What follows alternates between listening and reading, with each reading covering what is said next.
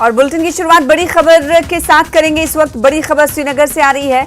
Al Noor colony के घर में आग लग गई है, जहां पर दमकल कर्मियों ने आग पर काबू पा लिया है। इस वक्त की बड़ी खबर आपको बता रहे हैं, जिनके घर में आग लगी उनका नाम है तारिक अहमद।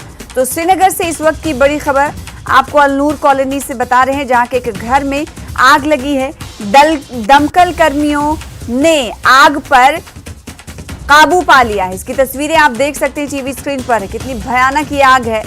फायर ब्रिगेड कर्मियों ने आग पर कहा जा रहा है कि काबू पा लिया, लेकिन अभी तक ये नहीं पता चल पाया है कि आग किस वजह से लगी, आग के कारण क्या है लगने के।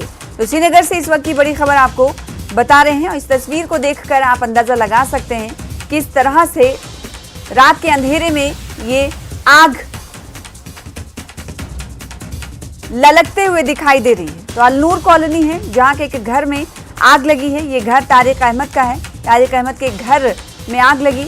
अभी तक जानी और माली नुकसान को लेकर इत्तलात जानकारी हम तक नहीं मिल पाई है।